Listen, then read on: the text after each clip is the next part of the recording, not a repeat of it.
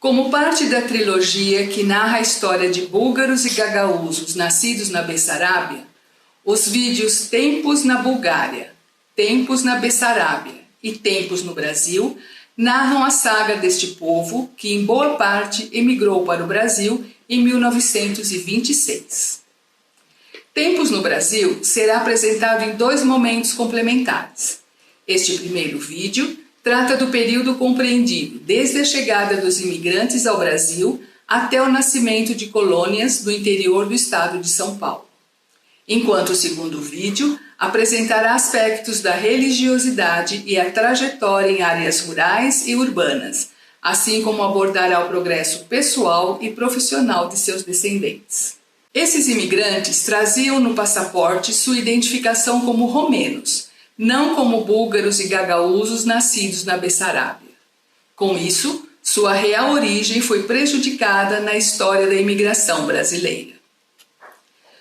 O empenho de George Kosikov, descendente de búlgaros bessarabianos, na divulgação da correta origem e da cultura desses imigrantes, assim como de sua trajetória em terras brasileiras, trouxe aos descendentes o conhecimento da própria origem e história familiar. Sou Neide de Souza Praça.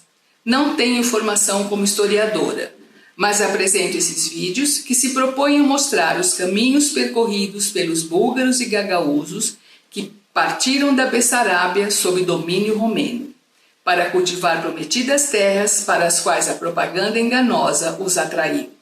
Desde os tempos do Império, o Brasil estimulava a imigração de europeus. A proibição do tráfico de escravos e, posteriormente, a abolição da escravidão diminuíram a mão de obra nas fazendas produtoras de café, que tinha grande peso para a economia do estado de São Paulo, que exportava para o mercado internacional. Além disso, havia pressão dos fazendeiros de café que pediam verbas ao governo para favorecer a imigração e, assim, poder contar com o imigrante para substituir a escassez de mão de obra. Dessa forma, o governo brasileiro passou a fazer propaganda nos países europeus quando oferecia terras gratuitas e facilidades de moradia. O chamado do imigrante se repetiu por várias vezes no século XIX. Na década de 1920, essa propaganda se intensificou, porém de forma enganosa. Somente ao chegar ao Brasil, o imigrante percebia que fora enganado porque não encontrava benefícios nem facilidades, salvo servir como mão de obra agrícola. Principalmente em 1926, em torno de 10 mil búlgaros e gagaúzos residentes na Bessarábia deixaram a Europa ao tempo em que esta era dominada pela Romênia. Os imigrantes chegavam ao Brasil com o transporte pago pelo fazendeiro que os contratou, mas também houve famílias que pagaram as próprias despesas, ainda que por um período o governo brasileiro financiasse os custos das passagens. Desde o Império, o governo tinha como meta promover o embranquecimento da população brasileira pela miscigenação com os imigrantes europeus. Porém, esse objetivo não foi alcançado, porque no estado de São Paulo, o imigrante era obrigado, por contrato, a cumprir pelo menos 2 anos de trabalho, sem que pudesse deixar as fazendas de café. Porém, os imigrantes se dispersaram pelas fazendas produtoras de café e outras lavouras, o que favoreceu sua integração com outros povos de imigrantes que conviviam na mesma área, o que facilitou sua integração entre si e não com os nativos conforme o esperado. Ainda na Europa, as famílias deixavam-se fotografar com todos seus membros juntos, para, assim, compor seu passaporte familiar. Após aproximadamente 30 dias de viagem cruzando o oceano nos chamados vapores, os imigrantes chegavam ao Porto de Santos, no estado de São Paulo, ou no Porto do Rio de Janeiro. No Porto do Rio de Janeiro, após serem avaliados por um médico, eram encaminhados à hospedaria dos imigrantes, na Ilha das Flores, próximo a Niterói, onde permaneciam em alojamentos, sob quarentena, por 1 a 4 semanas. Ficavam mal acomodados e mal alimentados, até serem novamente embarcados com destino a São Paulo. Vinham de trem em vagões de segunda classe. As dificuldades de comunicação e as diferenças do idioma se somaram à falta de cuidado dos funcionários que registravam os imigrantes recém-chegados, o que contribuiu para alterar a redação dos nomes de muitos imigrantes, levando pessoas da mesma família a ter sobrenomes diferentes. Ocorreu ainda o abrasileiramento da maioria dos nomes próprios, o que também abalou a identidade destes imigrantes. A hospedaria do imigrante, no bairro do Bom Retiro, na capital paulista, desde 1882 recebia elevado número de imigrantes, mas em 1887 foi inaugurado um novo edifício, que se chamou Hospedaria dos Imigrantes do Brás. Esta hospedaria tinha estreita relação com o Porto de Santos. Quando chegava um vapor no porto, os funcionários subiam a bordo e conferiam a lista de passageiros. As famílias liberadas embarcavam no trem com destino a São Paulo. Ao chegarem à hospedaria dos imigrantes do Brás, os búlgaros e gagaúzos bessarabianos eram triados e instalados em alojamentos coletivos, juntamente com outros imigrantes estrangeiros e imigrantes nacionais. Na hospedaria, eram livres para sair durante o dia, mas havia regras rígidas para o horário de retorno. Enquanto aguardavam transporte para as fazendas, as mulheres se dedicavam aos cuidados da família, enquanto os homens, em pequenos grupos, exploravam as redondezas. Lá, a alimentação, ao toque de um sino, era oferecida 3 vezes ao dia em amplo refeitório. A rotatividade na hospedaria dos imigrantes do Brás era alta e cada família permanecia por poucos dias até a chegada dos fazendeiros ou seus capatazes, que as direcionavam em pequenos grupos para a região onde serviriam como colonos nas fazendas cafeeiras. Ainda em fevereiro de 1926, os imigrantes búlgaros e gagaúzos bessarabianos, alojados na hospedaria dos imigrantes do Brás, tiveram contato com um patrício que fugira da fazenda onde fora alocado com sua família. Ele contou sobre a exploração que ocorria nas fazendas de café. Disse da precária vida que os imigrantes levavam e que viviam sob regime de escravidão. Trouxe, assim, a informação que não havia terras nem casas gratuitas, conforme foram informados na Europa, e que eram obrigados a trabalhar de sol a sol. Essa notícia revoltou os imigrantes que aguardavam uma colocação em alguma fazenda e fez com que reagissem. Nos 2 meses seguintes, houve tensão entre os imigrantes que se recusavam a seguir para as fazendas. Passaram a solicitar seu retorno à Europa com o pagamento das passagens pelo governo brasileiro.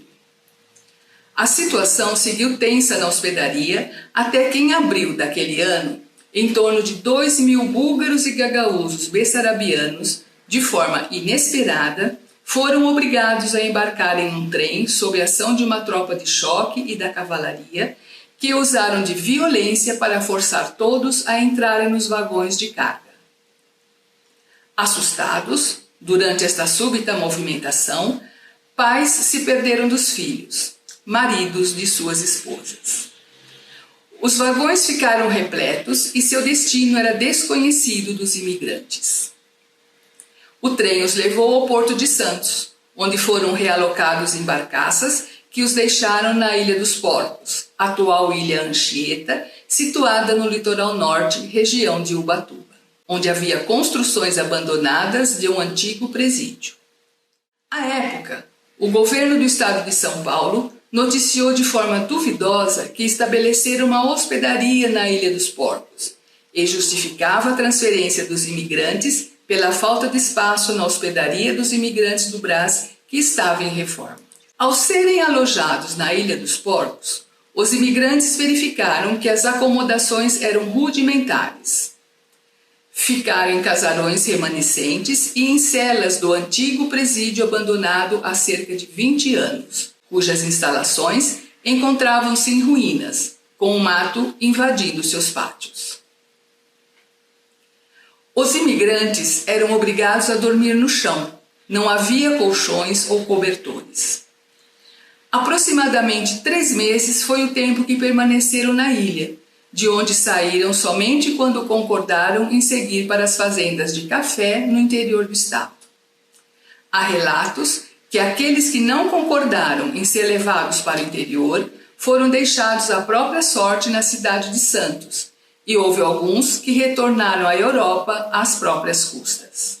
Os jornais da época e pareceres jurídicos sobre o assunto mostravam notícias inverídicas, pois discorriam sobre boas condições de vida e de bem-estar do imigrante na Ilha dos Porcos, ainda que sua alimentação fosse precária e crianças morressem por diarreia, por sarampo, por broncopneumonia e por gastroenterite.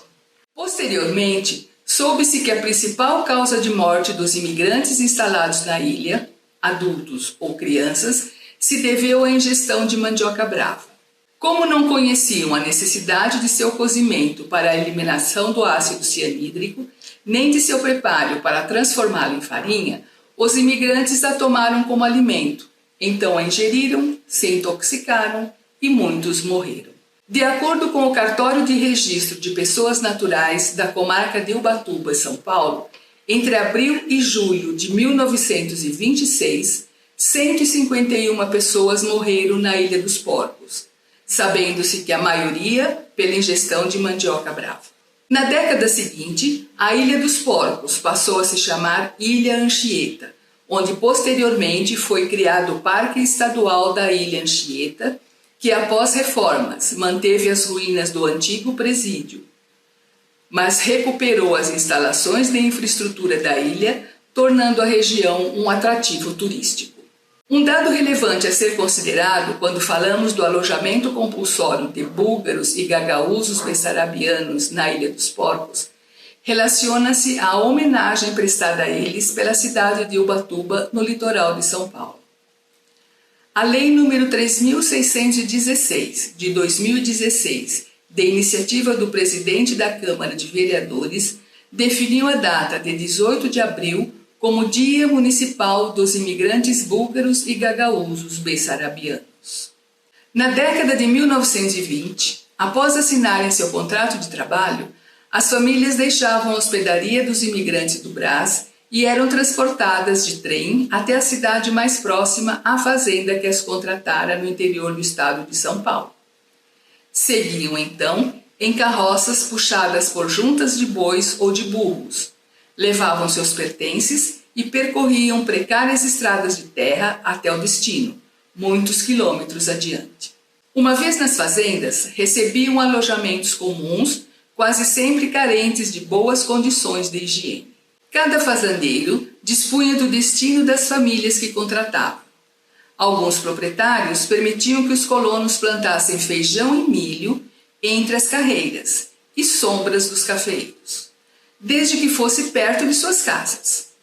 Outros destinavam pequena porção de terra para que plantassem o que bem quisessem, por sua conta e risco, porém em um sistema de meação. Toda a família, adultos e crianças, trabalhava nas lavouras. Após a comercialização do café colhido e feitas as deduções das despesas próprias da produção, os colonos recebiam conforme contrato, porém com os descontos referentes aos juros cobrados sobre os gastos que o fazendeiro tivera com cada família de imigrantes.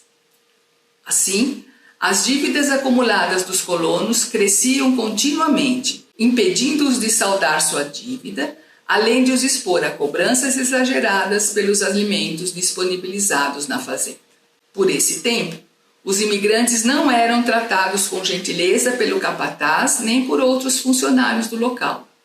Sofriam confinamento e constante vigilância.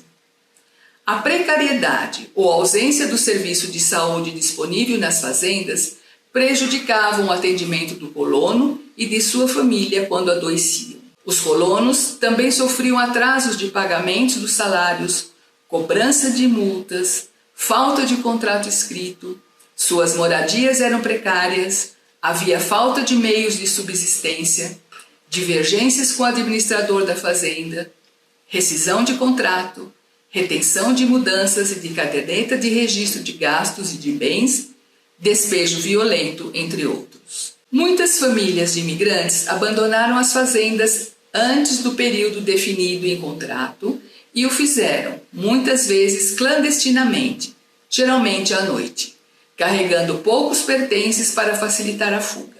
Caminhavam muitos quilômetros a pé, em meio à mata fechada, até chegarem à estação ferroviária da cidade mais próxima, de onde, em sua maioria, seguia para a capital do estado na tentativa de iniciar uma vida urbana. Os búlgaros bessarabianos falavam 2 idiomas, a língua búlgara, porque aprenderam com os familiares em sua terra natal, e o russo, pois a Bessarábia fora uma província russa até 1918. Porém, consta que eram poucos os jovens que conheciam a leitura e a escrita russa. Ainda que portassem passaporte romeno, os imigrantes não se consideravam romenos, mas russos ou búlgaros, pois a maioria nasceu sob domínio russo, em aldeias de origem búlgara, e mantiveram esta cidadania e cultura.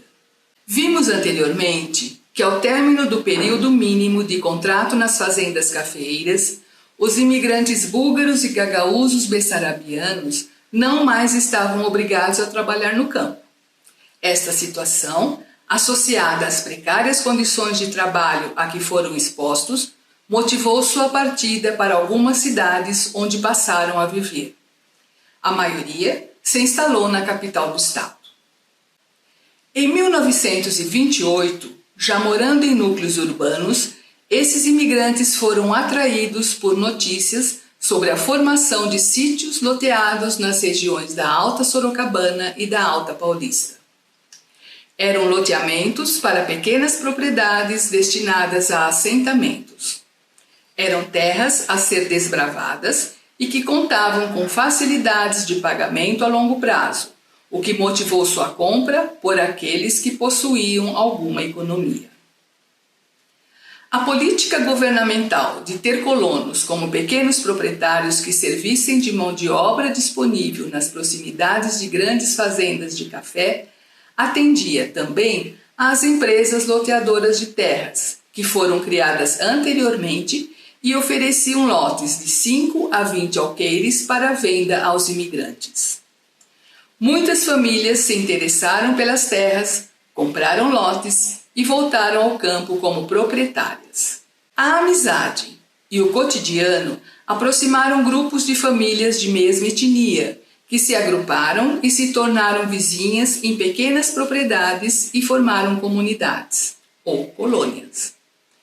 Ainda que nem todas as colônias fossem formadas exclusivamente por búlgaros e gagaúzos bessarabianos, mas também por outros povos eslavos e demais europeus, na região de Santo Anastácio, no interior do estado de São Paulo, formaram-se as seguintes colônias: Nova Bessarábia, Varna ou Feiticeiro, Aurora e Costa Machado. Na região de Quatá, formaram-se as colônias Esperança, Pajé, Nova Rússia, Estrela e Central. No município de Tupã, distrito de Varpa, formou-se a colônia Prata. Havia ainda a colônia Baliza, que originou 2 cidades vizinhas, Lucélia e Oswaldo Cruz. As colônias nasciam de loteamentos de fazendas que formavam sítios com tamanhos variados, geralmente próximas a um riacho ou rio. As terras encontravam-se em meio à mata nativa, onde havia madeiras de lei e árvores frutíferas. Vivendo na mata, havia animais selvagens e aves. O trabalho do colono era exaustivo e muitas vezes desanimador, pelas inúmeras dificuldades que enfrentava para o escoamento das colheitas, dado as longas distâncias dos centros de comércio e as precárias estradas de acesso, que eram percorridas a pé ou em carroças puxadas por animais. Havia também falta de ferramentas, de utensílios para a lavoura, além de insumos, de transporte e assistência médica. Antes do plantio, as famílias dos imigrantes desmatavam o terreno comprado.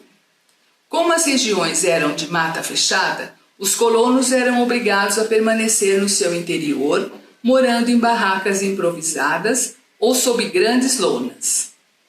Empregavam facões, picaretas, machados e queimadas para desmatar. Caso sofressem qualquer ferimento, quer por instrumento de trabalho, quer por ataque de algum animal selvagem, o socorro médico era inexistente, devido às enormes distâncias até a cidade mais próxima e às precárias condições de estrada, muitas vezes somente uma picada no meio da mata. Os feridos teriam de ser transportados por lentas carroças, o que levava muito tempo. Após abrir as clareiras na mata, os imigrantes construíam toscos ranchos de piso batido para abrigar suas famílias. Usavam madeiras retiradas da mata também para construir a maior parte da mobília. Construíam ainda fornos de barro no terreno próximo à casa, além de cavarem poços d'água nas proximidades.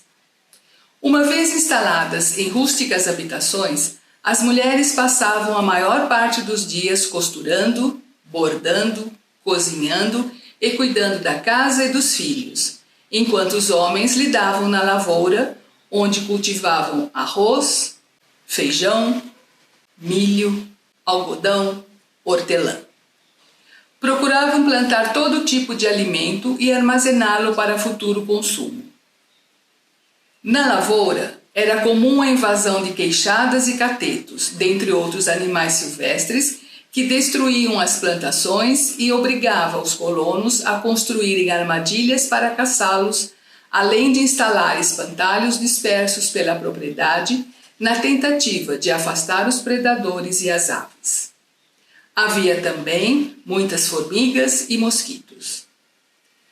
Nas casas dos colonos, era prática artesanal o preparo de linguiça e de toucinho de carne de porco, mas também, como não havia geladeira, a carne dos animais que matavam, após breve cozimento, era conservada imersa, aos pedaços, em latões contendo banha animal. Também era comum a fabricação de queijo e manteiga. Muitas famílias se formaram do casamento entre os filhos de imigrantes búlgaros e gagaúzos da Bessarábia. A proximidade no interior das colônias favorecia o encontro dos jovens em uma rotina de trabalho, que muitas vezes resultava em casamento. O mais comum, no entanto, eram combinações feitas entre os pais de duas famílias que se conheciam e que determinavam o casamento de seus filhos. Desse modo, a maioria dos casamentos entre os filhos dos imigrantes ocorria no interior da mesma etnia eslava. Neste momento, interrompo esta narrativa e os convido a assistir à sua continuidade no vídeo Tempos no Brasil, parte 2.